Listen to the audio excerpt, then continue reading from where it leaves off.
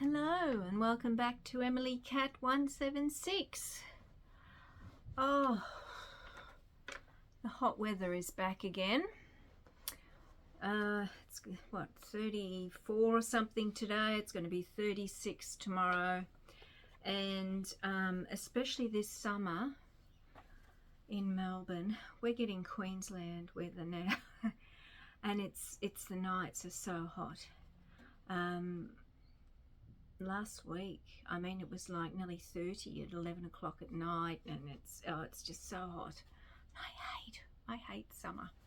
But anyway, it's Wednesday, and normally I would read a poem, but as the title says, calling all emerging and new poets, I'm going to talk about some of the poetry prizes you young and emerging and new poets can apply to.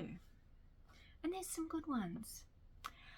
Having said that though, I don't think, even with winning these prizes, I don't think poets would be able to make a living just out of poetry.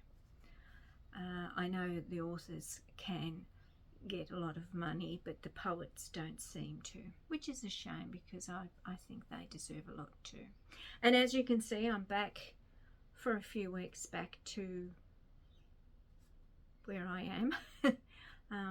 As I've said, I do house sitting and I've got like 4 more jobs planned soon, so you'll be seeing me in different places. But we're talking about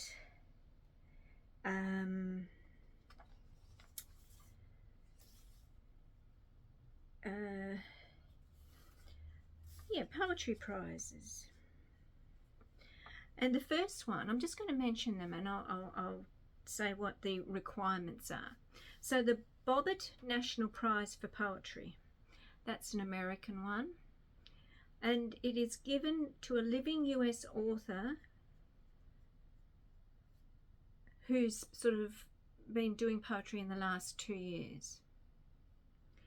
Then there's the Bollingen Prize, and that is given by Yale University, which again is in America, and that's given every 2 years, but it has to be a living poet. They don't give the prize to poets who have passed on. And then they're the American ones. And then there's the Commonwealth Poetry Prize. It's given annually it's got to be English poetry, and it's given to a poet from any other country other than the USA. So Australians could win this prize, French, German, Japanese, it's just any other country besides USA. The Forward Prize for Poetry is an annual British prize. The National Poetry Competition is given by the Poetry Society. Now, the Poetry Society is a British organisation, and this is one of the biggest and most prestigious prizes a poet can be given. We also have the Max Rietveld Poetry Prize, which is given by Milkweed Editions, and this is for a debut of collection of poems. So a lot of poems come out in collections, and this is given for one that's a brand new one that's debuting, and that one's worth 10,000. And then this is just a few of the prizes. As I said, I've mentioned the Gwen Harwood Prize here in Australia as well, and so there's more, but that's just a few. And it seems with a lot of them, 10,000 is the prize, and that's nothing to be sneezed at. And of course, that's 10,000. It'd be pounds in England, 10,000 pounds. If it's in America, 10,000 US dollars, and in Australia it'll be 10,000 Oz dollars. So as I said, not a huge amount, nothing to be sneezed at, but not a huge amount. And I would think with a lot of poets, they would still have to do other work. Now, I know that England has a poet laureate, I don't know who it is at the moment. I don't know if they get paid.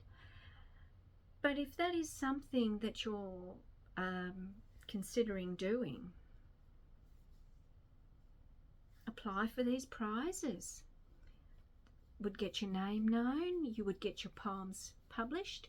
As I said, if you want me to read your poems, of course, contact me by email, and which is of course is emilycat176@gmail.com, and I will read them, unless they're really offensive or something like that, but I'm sure they wouldn't be.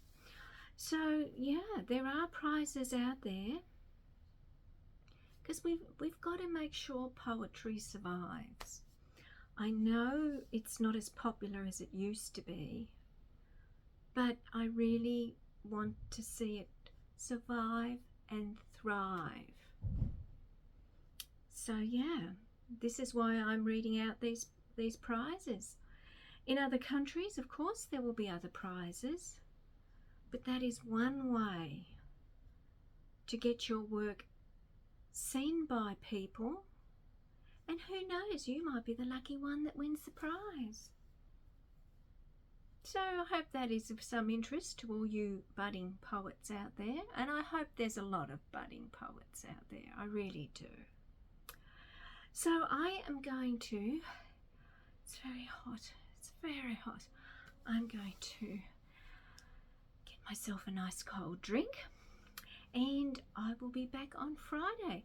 And what I'm talking about on Friday, it is a book, and it will be surprising to some of you. I'll just put it that way. So enjoy the rest of your week, and I'll see you on Friday. Bye.